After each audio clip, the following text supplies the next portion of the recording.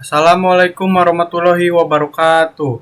Perkenalkan, nama saya Dimas Satya Putra dengan NPM 2357051017. Di sini saya akan menjelaskan yaitu depth first search versus breadth first search.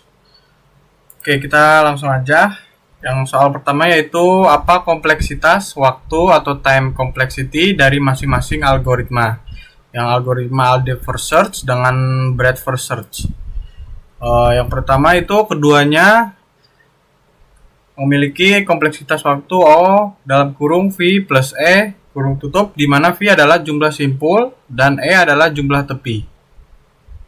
Yang pertama yaitu depth first search. Setiap simpul hanya dikunjungi sekali karena depth first search secara rekursif hanya akan menjelajahi simpul yang belum dikunjungi. Atau O kurung V. Setiap simpul yang dikunjungi akan mengeksplorasi semua tetangganya sehingga semua E tepi akan diperiksa. Atau O kurung I. Yang kedua yaitu breadth first search. Setiap simpulnya hanya dikunjungi sekali karena setiap simpul hanya bisa masuk ke dalam antrean sekali. Atau O kurung V. Yang selanjutnya, setiap simpul yang didekwe dari antrean akan mengeksplorasi semua tetangganya sehingga semua E tepi akan diperiksa. Atau O kurung E. Kedua yaitu apakah perbedaan utama antara algoritma tersebut. Yang dari depth first search yaitu menggunakan pendekatan stack dan mengeksplorasi sejauh mungkin sebelum kembali. Yang kedua yaitu algoritma pencarian graf yang mencari secara vertikal sebelum horizontal. Bisa dibandingin sama breadth first search yaitu algoritma pencarian graf yang bergerak secara horizontal sebelum vertikal. Yang pertama juga yaitu menggunakan pendekatan kue-kue atau antrian mengeksplorasi tetangga terdekat terlebih dahulu. Yang dari depth first search yaitu menggunakan stack baik secara implisit melalui rekursif atau eksplisit, sedangkan breadth first search menggunakan antrean atau kue-kue. Selanjutnya itu depth first search memiliki keuntungan yaitu efisien dalam penggunaan memori untuk graf yang memiliki sedikit cabang. Kerugiannya yaitu tidak menjamin menemukan jalur terpendek dalam graf tak berbobot. Dapat terjebak dalam loop jika graf memiliki siklus tanpa penanganan khusus. Yang selanjutnya itu breadth first search. Yaitu memiliki keuntungan menjamin menemukan jalur terpendek dalam graf tak berbobot. Kerugiannya itu menggunakan lebih banyak memori karena harus menyimpan semua node di level saat ini dalam memori. Oke, selanjutnya soal ketiga yaitu cocok dengan problem seperti apa dari masing-masing algoritma tersebut. Yang pertama yaitu depth first search. DFS sering digunakan untuk masalah seperti pencarian jalur, deteksi siklus, dan pemrosesan graf rekursif karena pendekatannya yang mendalam. Contoh aplikasi umum seperti penyelesaian maze atau puzzle, penentuan komponen terhubung dalam graf, topological sorting, dan lain-lain. Sedangkan yang breadth first search atau BFS lebih cocok untuk pencarian level terpendek atau masalah yang melibatkan semua tetangga terdekat seperti dalam pencarian jalan terpendek di graf tak berberat. Contoh aplikasi umum seperti GPS, pencarian web, dan pencarian di basis data besar. Oke, soal selanjutnya itu sajikan tampilan secara visual menggunakan grafik untuk membandingkan mana algoritma yang terbaik sesuai. Berikan pendapat kalian mengapa algoritma yang kamu pilih adalah yang terbaik dan sesuai dari algoritma lainnya. Berikan penjelasan sejelas-jelasnya terhadap analisis kamu yang kamu lakukan. Baik, di sini saya akan menjelaskan grafik algoritma dari breadth first search. Yang pertama yaitu graf berisi simpul-simpul yang bernomor dari 1 hingga 18. Panah ini menunjukkan hubungan antar simpul. BFS dimulai dari simpul pertama 1 yaitu. Yang pertama itu mulai dari simpul pertama 1, simpul 1 dimasukkan ke dalam antrian dan ditandai sebagai dikunjungi. Selanjutnya yaitu keluar simpul 1 dari antrian, masuk semua tetangga dari simpul 1 ke dalam antrian 2 dan simpul 3.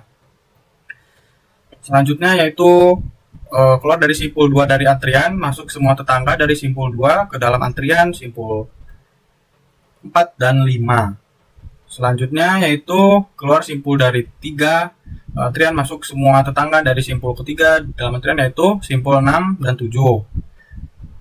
Yang selanjutnya itu keluar dari simpul keempat dari antrian masuk semua tetangga dari simpul keempat ke dalam antrian simpul 8. Aduh. Gitu ya.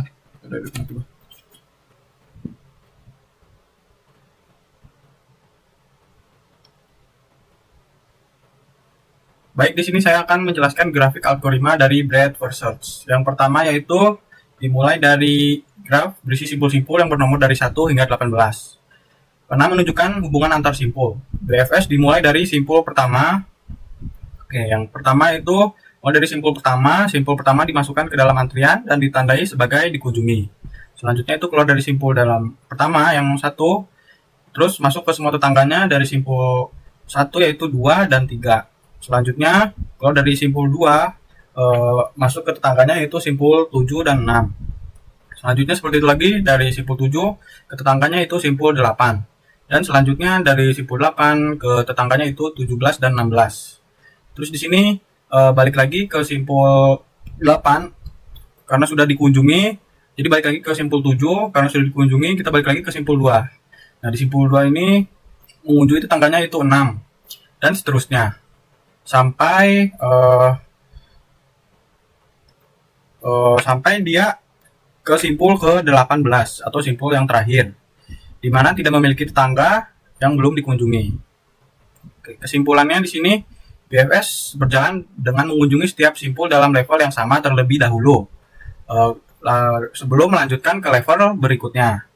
Yang dalam graf ini BFS dimulai dari simpul 1 dan terus mengunjungi semua simpul tetangga terdekat sebelum bergerak ke simpul tetangga yang terjauh. Proses ini berlanjut hingga semua simpul telah dikunjungi. Oke, di sini saya akan menjelaskan grafik algoritma depth first search.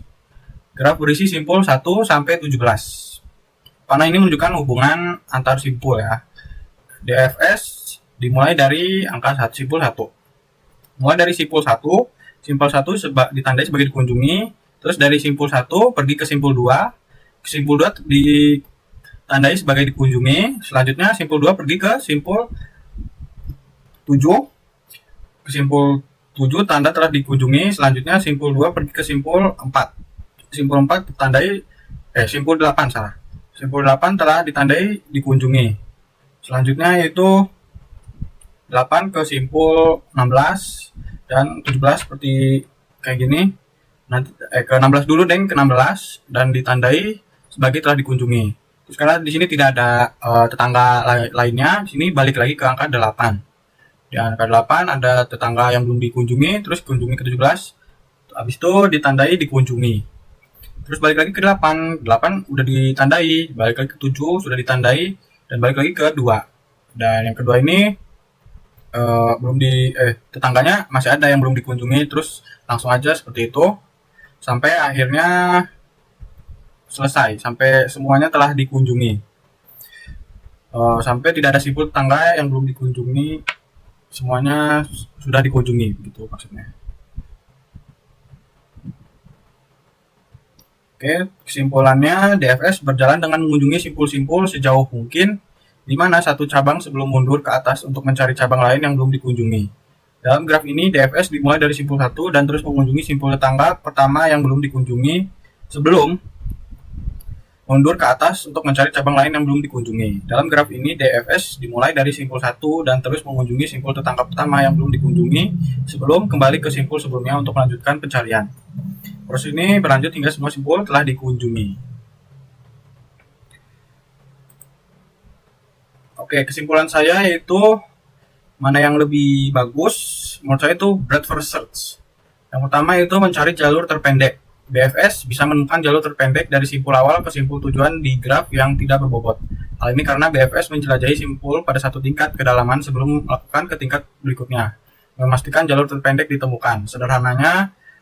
Terus yang kedua, sederhana dan mudah diimplementasikan. BFS menggunakan struktur data antrian kue yang sederhana yang menjadikan mudah untuk diimplementasikan. Ini juga membuat BFS mudah dipahami dan digunakan dalam berbagai aplikasi.